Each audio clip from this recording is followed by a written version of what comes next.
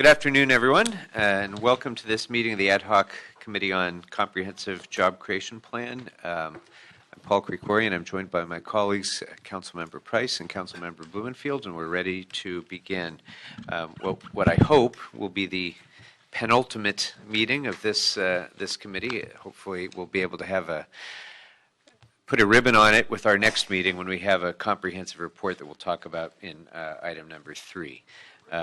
But before we get to that, are there any general public comment cards? Then general public comment is closed, and that will bring up item number 1. And item number 1 is the Chief Legislative Analyst's report relative to the regulatory climate surrounding business development in the City of Los Angeles. This was continued from our May 27th meeting. Council's meeting on May 27th. This is a further report to the one that we heard here before. I think we'll go ahead and hear the report before we call the cards. So why don't you go ahead and come on up. Good afternoon.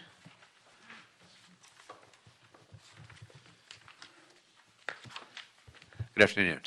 Good afternoon. So I think the thrust of this was we heard some general comments. You had done some evaluation of Los Angeles compared to other major cities in terms of the regulatory environment, but a lot of the regulatory burden, it seemed, came from levels of government outside of the control of the City of Los Angeles. And so you have a refinement now, as I understand it, on that. So why don't you go ahead and present it? Sir. All right, good afternoon, council members. My name is Steve Liu with the Office of the CLA. The report you have before you today is a follow-up report to our office's April 19th presentation, as you were saying, on the Regulatory Climate Index from the U.S. Chamber of Commerce Foundation. As a recap from the presentation, the Regulatory Climate Index provides an analysis that ranks cities nationwide relative to their landscape surrounding business regulation in 5 key areas. 1 being starting a business, 2 being dealing with construction permits, 3 is the payment of taxes, 4 is the registration of property, and 5 is the enforcement of contracts. During the meeting, members of the committee inquired about the origin of the above regulations in terms of level of government responsibility, whether it be in the city, the county, or the state, in order to help inform the city on areas of business regulation that are within the city's jurisdiction to reform. Our office conducted an analysis on the areas of business regulation presented in the index and separated regulation into areas that were within the jurisdiction of the city, the county, and the state, and are as follows. The first area is starting a business. In the field of starting a business, our office found that the processes of creating a business are primarily a state function, as businesses need to register and incorporate as an LLC with the Secretary of State, as well as apply for an employer identification number for tax purposes. Due to the simple and inexpensive nature of the process, our city ranks at the top relative to other cities in the nation, in addition to San Francisco. The second area is the area of dealing with construction. In obtaining construction permits, our office found that the processes surrounding this regulation are primarily a city function, as our departments of building and safety and planning are the issuers of the permits. However, the issuance of permits are also complemented by state regulations through things such as CEQA, which play a significant factor in the time, the cost, and the processes behind the issuance of permits. The third area is the registration of property. This process ensures administrative compliance for commercial building transactions and is primarily a county and a state function. However, the process of title transferring through the payment of a real estate transfer tax is partially a tax that is determined by the city and is complemented by county and state fees as well. The fourth area is the payment of taxes. The payments and amounts of taxes are largely dictated by county and the state through things such as the corporate income tax, estate franchise tax, and disability. The city, however, has jurisdiction over business taxes and professional services. The last area is the enforcement of contracts, and through the enforcement of contracts, we are talking about in terms of litigation and enforcement of judgments with business-to-business agreements, and within this area of regulation, this is primarily a county and a state function. And with that, our office will continue to monitor legislation at both the county, state, and federal levels with regards to policies or administrative actions impacting business regulations, and will update your committee and the council as it comes.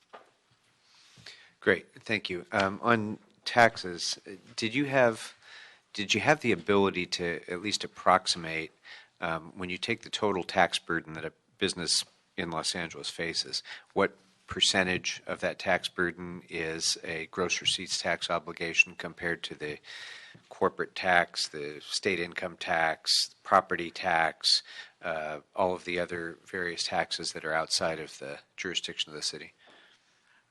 Our office was not able to do that because it wasn't within the purview of this update, but we could report back to the committee or follow up with your office as it comes in order to determine the percentage of the tax relative to the other taxes. I don't think I want to put you to the burden of doing that. It's just kind of a point I wanted to make, but Of course. Although it's a good thing to know. yeah. Yeah, Mr. Blumenfield. So I would echo certainly wanting to know the answer to that if you do it. I wanted to ask a little bit about the construction timing, and it's a timely question given 15% increase in rents since last year and unaffordability of our housing stock. Based on the numbers in the table, the regulatory climate index report that you guys previously provided, it seems that in terms of both the amount of time required to process the permit, which is 105 days, which is almost a month more than it takes in New York, and the cost to process the permit, which is $85,000, $841, which is more than double the cost of pulling a permit in New York. And I know you mentioned that part of that cost is CEQA, but obviously a big part of that, the bigger part of that cost, I assume, is us. So my question is, after looking at this, what are the things that the city could do to decrease the time to get that construction permit and the cost for receiving those permits? So with regards to the cost, I'll answer that first. Right now, the climate index has the cost primarily being borne from building permits from the Department of Building and Safety with regards to work permits, electrical permits, and that amounts to about $77,709 according to the index. That would certainly be an area that the city could pursue with regards to reducing the cost, and that would play a significant factor into giving us a better score relative to other cities in the nation. So it's 77,000 is coming, you said, from what? Mainly from permits from the Department of Building and Safety. But these were also costs from 2014, as the study was done in 2014. But how is that comparing to other, because part of this is the comparative analysis. So how is that comparing to other cities? Is that where we're out of whack with the other cities? Or it must be if that's 77 out of $85,000. I would say it is a considerable factor relative to the other cities because of those permits. And second to that would be our planning permits for the environmental issues and the state regulations. So the CEQA costs are negligible? The CEQA costs aren't negligible, but they are a secondary factor relative to those permits. 77,000, it's almost 78,000 out of 85,000 is building and safety, and the next largest are the planning permits. Planning permits is probably another 5,000 at least. Yes, 6,000 around. 6,000. Okay, so that's 85 right there.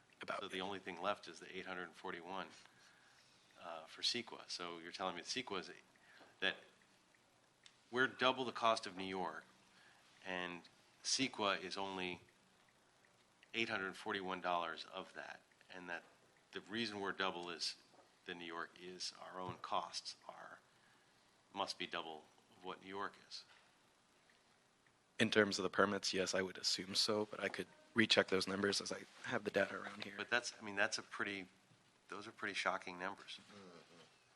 I mean, and if we're looking for what we can do as a city and how we're going to make a difference here, just wanted to kind of drill down on that and see that that seems to be where the problem is. And that's for the money. And in terms of the time, is it a similar breakdown? In terms of the time relative to New York City and Los Angeles? So relative to everywhere else? So right now, New York City says the time for their permits is about 79 days, and ours is 105. And with regards to the permit that you were talking about earlier, since we are at about 77,000, New York City is at about 30,375 for their permits from the Department of Building. 30,375. And their cost of doing business generally is probably even higher than ours. I would assume so. So that's kind of a glaring thing, just to put it out there. Is that we're not talking about Podunk or wherever. We're talking about New York. Yeah. so that's a big highlight. And then they're 26 days shorter than us. Okay, so any suggestions as far as that goes, or just that you guys have come up with, or at this point it's just these are the facts? At this point, these were just the facts during 2014. But as you know, the Department of Planning and Building and Safety and the Mayor's Office have been working on the whole Build LA initiative, and that might play into a factor to reducing these costs and these times relative to the other cities. But right now, we do not have those costs and times, whether or not there's a reduction. All right, thank you. Mr. West. Question. And I don't even know how to ask the question, really. If we were to reduce that figure, the permitting cost, what kind of budgetary effect would that have on a building and safety or a planning? And with the lack of those dollars, does that slow things down? So I don't know how to actually ask that question, but I'm very, very curious as to, what effect that might have. I mean, it's easy for us to say we want to at least be in line with them, and I agree with that. But I think we need to sniff around what kind of effect that would have as well. They're also faster than us. Yeah. Well, Yeah. and I guess I would Yeah. say that all of these permit fees are supposed to be full cost recovery. And so if you are reducing them, then if you're reducing them for the purpose of increasing the amount of economic activity and development, there's going to be greater demand for the exact same services with fewer resources. The only place that they can be supplemented is through the general fund or in some other way. But you will have to have greater staffing to meet the increased demand, but you'll have fewer dedicated resources to do it. But is there some benefit at the end of the line? Sure, If a lot we of were jobs. If we were to speed it up enough where anyway, I was just. To add on that, I mean, what are the other cities doing? Are they subsidizing the full cost recovery, or are they full cost recovery as well? And is it just that our costs are higher? Because New York is, I'm guessing, is probably not subsidizing, but maybe they are. Did you guys study that at all? Within the scope of this report, we did not study that, but that's definitely something we could look into, because I'm sure that some of these cities definitely do have streamlining processes that they have with regards to the construction permits. I know that the report that the Chamber of Commerce that I'm referring to stated that either Raleigh or Dallas definitely had a streamlined process that reduces those times, but whether or not they subsidize those costs to, affect it in the long run, I do not know. That would obviously help us understand the significance of the comparison, because it may not be a fair comparison. If they're throwing their Right. general fund in there, okay, then they're going to have a higher cost. But if they're pure recovery, just like we're pure recovery, then that's telling us something, especially because it's comparable in terms of a cost of business kind of city. But I guess we need more. Maybe part of this is to ask for a little bit more comparative analysis on these issues. As part of a report back is to understand better the apples to apples comparison, because it's not a fair comparison necessarily to just pick those two numbers and say, hey, why are we so poor? But understanding why, I think would help. Of course. Mr. Price? Thank you. Thanks for the report, for the progress report of the report. The issue of certification is something that really impacts smaller businesses. Did you look at that at all in trying to figure out, how do you consolidate the state certifications, local certifications, that kind of a negative impact on small businesses that have to try to figure out programs that they're going to apply for or see which ones they're eligible for? Did certifications come into your review at all here at this level of inquiry? Certifications were not considered with regards to this review for this follow-up report, and neither was it covered within the larger report that we were reviewing and analyzing either. I think that would be an important area to look at because, whether it's a small business or minority business or women-owned business or disabled business or veteran-owned business, there are opportunities at every level that frequently are missed because individuals just don't feel like going through those changes. I know at one point there was a discussion of consolidating some of these requirements at the city and state level. But I think it really would be interesting to see how businesses, especially smaller businesses, are negatively impacted by the failure to have some kind of uniform standards with these kinds of programs that are designed to assist and to see whether or not they really do. Yes, I would agree. That makes sense. I mean, that's definitely something we can monitor in terms of legislation at the state level to see whether or not there's something done that could help positively impact our city with regards to this. Mr. Chair, Yes, Mr. West. is there a cost to if you go through the certification process? Usually it's not a out-of-pocket cost. I mean, there's a cost in terms of time that you need to take to do it, but there's not a fee that you pay when you submit the application. It's just, it takes you 10 hours to do it or 5 hours to do it or, it's a hassle to do. And if it's not uniform, there's different forms and Yeah, different definitions. exactly. You're starting all different over every qualifying time. factors and so on. People have to reinvent the wheel with each time they try to do it at each different level of government or with proprietary agencies and otherwise if it's not uniform. Well, there seems to be some merit in what you are talking about, Mr. Price, if there's a way to somehow piggyback, with Yeah, some or other to identify those programs that most likely could be combined or, It's like with a lot of things. If the city merely adopted what the state is doing, for example, it would, instead of doing our own thing, it would eliminate a lot of the extra stuff that people have to do, like with our building code and many other things as well. So, all right, anything else? This is just a note and file. Would ours be more stringent, you think, than the state's? It almost doesn't matter as long as it's different. It's an additional cost burden to do the compliance, to do the paperwork. So are we going to maybe look to see if there's a way to use somebody else's certification to qualify for ours? Or John's eager to jump into No, the I tell conversation. you, I was actually I prompted. can't remember when I've seen you move. I that was quick. prompted by someone else. All right. Our office did the report on the local business preference program, and we actually had some recommendations in there on the certification issues and Okay. trying to consolidate and coordinate some of that.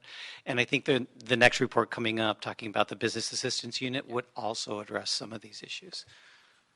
So, And then when we get to item number 3, the comprehensive report, it will include that report back on the local preference, so it will encompass much of those. Thank you.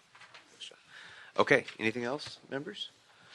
All right, we have 2 cards on this item. Thank you very much. I'd like to ask John Howland and Alex Davis to come on forward, please.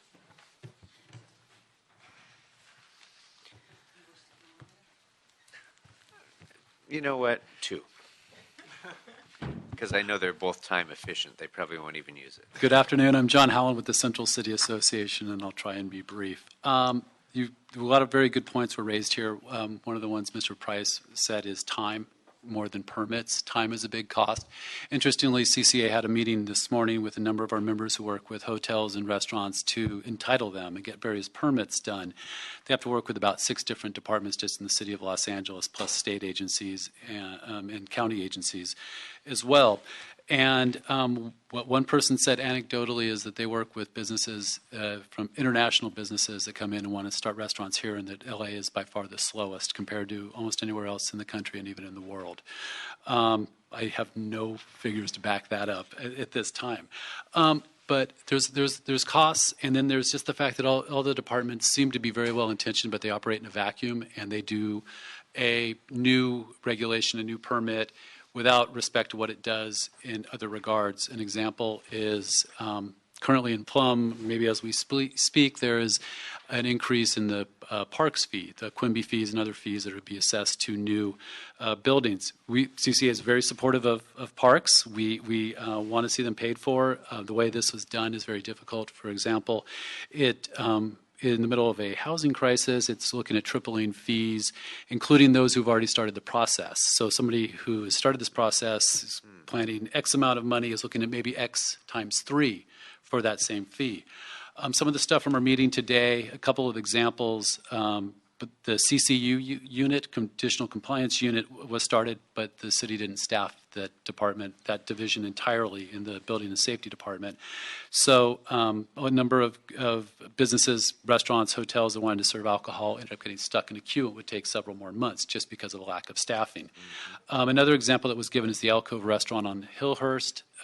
That has been there for 60 years and recently was assessed a $15,000 fee by DOT to pay for valet fees out of the blue. Never had this before. So it's this perception that the city just starts adding things occasionally and here and there, and it's sort of haphazard without realization of what's happening. The left hand doesn't know what the right hand is doing. So that's another form of business regulation.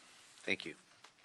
Mr. Davis. Thank you. Good afternoon, Chairman, members of the committee. My name is Alex Davis. I'm with the Valley Industry Commerce Association. We represent over 400 Valley businesses, small businesses and nonprofits. Thank you, Councilmember Wesson, for originally introducing this motion. As stated in the report from the Chief Legislative Analyst, the regulatory climate for businesses in Los Angeles is intimately tied to economic growth and development and the strength and resilience of a community. The report covers many fees and permits, and we support what my colleague mentioned about some of the fees that are currently being assessed and encourage you to consider the gross receipts tax. VICA has long supported repealing the gross receipts tax or minimalizing it and reducing it for select industries and the construction permits. We encourage this committee to continue working towards identifying substantive ways to reduce the business regulatory climate for all businesses, not just small or micro. All costs are considered from all employers, including such things as the additional sick leave benefits, which was not, I believe, included in this report. So in the spirit of job creation, we encourage this committee to continue looking at the regulatory effect of all regulations. Thank you. Thank you. Does VICA know what percentage of the business tax burden is made up of the gross receipts tax by any chance? Thank you. Ask Stuart if he can report back to us, please. All right. All right. That item number 1 is just note and file. So that brings us then to item number 2. And this is the CLA's report relative to the feasibility of creating a single business unit within the city to oversee business attraction, retention, growth, and job creation, and exploring the expansion of the rapid response team. Good afternoon. Good afternoon, council members. My name is Henry Flatt from the Office of the Chief Legislative Analyst. And the report before you is in response to motion Krikorian Martinez Price, which requested our office in consultation with CAO and EWDD to report on 3 things.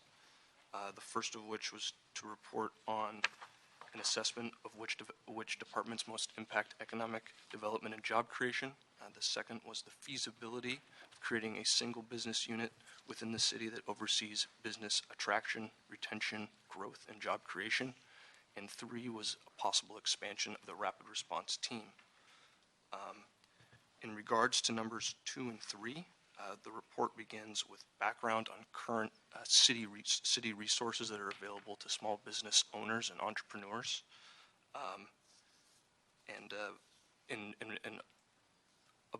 Those entrepreneurs, we have business source centers, and business source centers are something that's administered by EWDD. And what business source centers are, they're CDBG funded institutions. There's 9 of them in the city that serve multiple council districts, and basically how they operate is if you are an aspiring business owner and you need assistance, you can go to one of these institutions and get technical training, marketing advice, and workforce development tips. And so our And so after consulting with EWDD, our office determined that it is indeed feasible to create a business assistance unit within the department. So our recommendations are that EWDD report on the funding, staffing, and scope of work required to create an effective business unit that includes a rapid response feature for businesses, and also instruct the Office of Finance, Planning, Building and Safety, and Department of Water and Power to assign a designee to assist EWDD with the identification of solutions and problems encountered by small businesses. Just add a little bit to what Henry has reported. The rapid response team that was mentioned in the motion is actually a very specific program that works with employees when a business is having particular difficulties, such as going out of business and helping employees to find new employment, moving them on. So it's the rapid response team that exists today is not really directed toward helping the businesses themselves. And so what Henry found was that it appears there's a gap in services that would be helpful to businesses to help them before they get into trouble, or to help them to streamline their experience with the city, make it more effective, and the time issues that you were just discussing about, or working with the certificate issues that Mr. Price was talking about. So a business assistance unit would be a place where you could address those more specific problems, whereas the business source centers provide general skill development and service development for a new business owner or business owner. This would be more specific to their needs. So the existing programs, the business source centers and the small business development centers, focus on developing the business, helping it to expand, become more professionalized, and so on. Yeah. But there's no real component of that serves as a concierge or holds their hands in trying to get through the thicket of our bureaucracy and, get the things done that they need to get done within the city. That's exactly it. Okay. Business Source Center people they're contractors, so they're not city employees, so they don't have that specialized knowledge. Okay. And Meg Barclay with EWDD. The business source centers are required as a term of their contract to have a basic knowledge of, what are the requirements, business tax license, things like that. Can help in some cases with some basic planning, signage, things like that. But having more specific knowledge of city departments and how to get through a more tenuous problem with a city requirement, that's a little out of the requirements for that particular service. They're definitely more about business development, entrepreneurs gaining sort of business acumen, being able to run a business once they have their good idea that they'd like to turn into a job. So they're performing a very critical service. Right. It's just that one particular need that a lot of small businesses have is not within the scope of that service. That's right. And it's not being served by anyone else, really, in the city. So, Yeah. We've been internally talking about a pyramid where the business source centers are really the foundational support for the businesses, but then there are special problems that kind of come up to a special level where you need additional assistance, and that's where this business unit can fill that gap. And then there are some problems that are so specialized that it needs to come up to the general manager of the department or to the council members or to the mayor. And hopefully we're winnowing those down so that it's very limited in special issues that need to be bumped up. We can try and take care of at the staff level where we need to and can. great. Members? Mr. Blumenfield. Yeah. How does this work with the state, the GoBiz at the state? Is there any interaction with that? Is this just another layer, or is there a utility to coordinating? So currently our business source center director that is EWDD staff does have a relationship with the Southern California representative for GoBiz, is instrumental and in fact we've had her come to the directors meetings for the business source centers to get a better sense of the program and how Southern California businesses could better utilize it, or LA County or City of LA in particular. And so we have been doing that, but I think a unit like this, and I have a little handout here. So there were several positions that were actually approved in the budget this year for that we could use to sort of expand our business assistance unit. and one of them is this MA2 on the far right for a rapid response function to serve as sort of a liaison between the business source centers and city departments as business source centers are working with businesses or any other way that a business might be identified for this type of assistance, be able to come to a specific point of contact within the department. And so that would be an expanded option for things like GoBiz. Also, this unit we have some anticipated staff for helping to better understand incentives that are available both from the city, but also places like the state and the federal government, understanding those incentives and being able to have a more dedicated staff for marketing those incentives to businesses in the city of LA. Right now, the Business Source Center director serves that purpose, but also is serving as contract administrator, monitor, all of these other things that are needed to implement a CDBG-funded contract program, which is not insignificant amount of work. Because they have access to some funding if they think a company is leaving the state. Right. Say. So obviously, if they're moving from LA to Santa Monica, we may not be able to engage them, but in the right circumstances, we could take advantage of those resources. Exactly. So having a staff or at least a couple people on staff now, or as proposed, to be able to actually get a better handle on those things and be a little more knowledgeable when a situation like that comes up on how to access those resources will be really helpful. And one other thing, I know we talked about this a little last time, I think, but as this moves forward, I just want to encourage that the Valley Economic Development Corporation and the Valley Economic Alliance, they've been doing a lot on small business stuff, that you guys reach out to them to get their perspectives as we move forward with the VAU, because I think they could offer some insights. Agreed. Mr. Price? Mr. West? Yeah, good. Okay. The recommendations are to instruct EWDD to report on the funding, staffing, and scope of work required to create an effective business assistant unit that includes a rapid response feature for the benefit of businesses, and to instruct Office of Finance, Planning and Department, Building and Safety, and Department of Water and Power, and other appropriate departments to assign a designee to assist EWDD with the identification of and solutions to problems encountered by small businesses. But before we vote on those recommendations, we do have two cards. I'd like to ask up Mr. Davis and Mr. Howland again, please. Is this a tag team? Apparently so. We'll mix it up, and I'll go first this time. Good afternoon, Alex Davis with FICA. So thank you, council members, for your time today. Krikorin, for your introduction of this motion. This is a good thing for business. We're proud to be here to support it. It'll make the daily operation of businesses a little bit easier. By pulling together various city departments, we think we can really encourage growth and development in Los Angeles. We just ask that the committee consider additional steps to centralize all services for all businesses, not just those considered small or micro. We continually hear from all size businesses that it's difficult to access city services, and they have to go to many departments, many offices, and any effort that we can do to centralize it for all businesses, I think, would go far. Just yesterday, the city posted its final ruling and mandate for the sick leave mandate, and we continuously hear from all size businesses that stuff like that, there's not a lot of clarification. They need to know where they can go. They need answers. They don't have a large turnaround to get their questions answered. So again, we just encourage you to consider efforts to streamline it for all businesses, not just those smaller micro. Thank you. John Howland, CCA, and apparently we are tag teaming. I agree with we agree with VICA, surprisingly.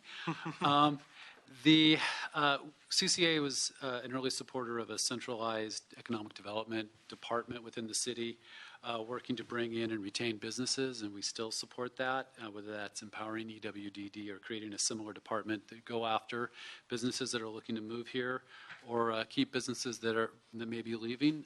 We do ask why this is based solely on small businesses. Businesses of all sizes are necessary, and I believe the original motion was more than just small businesses. And we need to devote the resources to do this. New York City devotes about $50 million a year to business retention and business attraction, and they have dozens of staff to do it. And so we need to do a similar investment in this, an investment in this city to do the same. And it pays dividends. Mr. Krikorian, when you were in the Assembly, you were the first supporter of film tax credits. And we've seen the dividends that paid. It brought jobs back here. It brought taxes back here. It's actually even been brought in some new revenues. And whether this is something that's tax neutral or revenue neutral or creates money for the city, it's an investment in putting people back to work in this city. So let's go for a moonshot. And let's invest in our people, and let's invest in businesses to bring them here and keep them here, whether they're micro, small businesses, or large businesses. Thank you. Thank you. And just as we close this out, just to respond to both of you, I don't think it's the intention of this committee to exclude other businesses. It's just that small businesses face different challenges. It's not that other businesses don't face their own challenges in getting through, but when you are a small business with a sole proprietor or something, you just don't have the wherewithal to be able to do even the simple things within our city. And so the consolidation, all necessary steps, reducing number of permits and approval processes, all important steps for all businesses. But in the meantime, just to figure out how to basically, call the right person, that's something that small businesses are especially, handicapped by. And that's Concierge. So two different areas, both need to be done. Thank you. Glad to hear that. Thank you. All right. Anything else, members? All right. If there's no objection, then it will be the action of the committee to approve the CLA's recommendations, to adopt them, rather. Thank you very much. And that brings us then to item number 3. And members, I don't know that this really even involves a report so much, as this is kind of a summary item, because we've spent about the last year in this committee hearing a whole variety of reports, hearing a lot of stakeholder input, addressing a lot of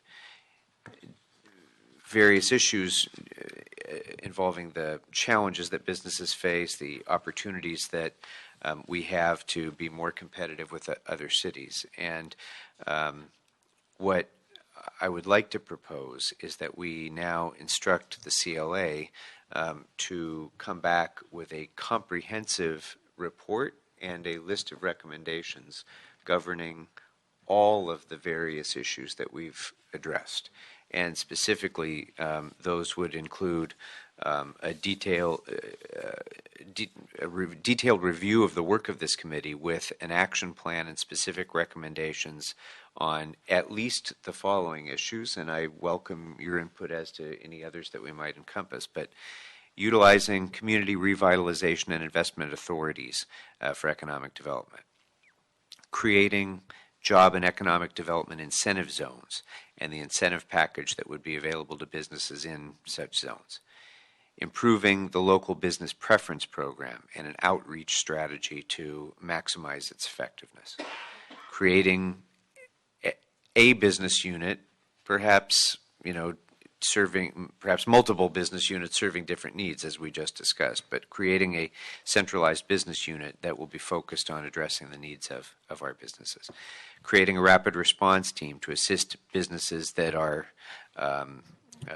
stressed in dealing with the city's bureaucracy, creating a small business commission, a permanent commission of the city structure to address the issues of small businesses, addressing procurement reform in a way that will make it both easier for businesses to participate in the city's procurement process and a way that our city's tax dollars will be used for economic development through procurement.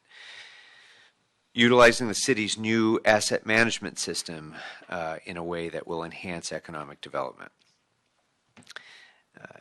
Reporting on the city's efforts for development services reform. Utilizing the city's commitment to hire 5,000 new employees as well as training positions and apprenticeships for economic development and jobs creation in the area. Expanding the role and increasing the number of business improvement districts.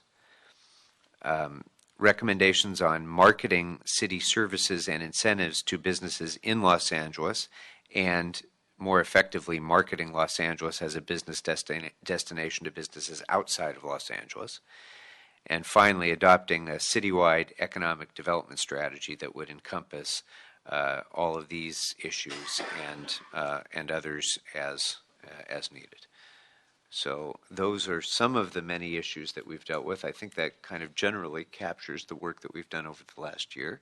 But if there's specific issues or areas that members should like to add into that I didn't mention, that I might have missed. Well, sort of part of the procurement Mr. piece, but Price. I would go back to that certification dilemma, and how we address it, or how we can propose to ease the burden on businesses trying to qualify across the board within the city family. For example, DWP, the airport. They have different certification requirements. To the extent that we can encourage some unification, I think we should. So then, I think CLA's office has heard that among the things that we would like to have reported back with recommendations would be ways, with regard to local business preference, with regard to the rapid response team to assist businesses through the city's bureaucracy, and otherwise, ways to relieve the cost, the duplication of effort, and so on regarding certification of certified businesses here. Anything else? Mr. Blumenfield? Oh, we're just talking about permitting. I don't know if you need to call that out directly, but just based on the last conversation, Yeah, I'm sure that's part of it. I think that's definitely a big part of just about all of the things that we mentioned. All right. Anything else? So, members, it would be my hope then that we're going to go on recess shortly, sometime shortly after recess in August. August, do we have a date set? Okay. So at an August meeting of this committee, we'll have the CLA's draft report back. Great. We'll be able to help massage that in a final, what I hope will be a final committee hearing with input from the Deputy Mayor for Economic Development and others. And at that time, we'll be able to approve a package of recommendations that we'll be able to forward on to Council for approval. So if there's no objection, it'll be the action of the committee to so instruct the CLA, and we look forward to hearing back from you at our August meeting. Anything else, members? Any other business before us? Seeing none, we are adjourned.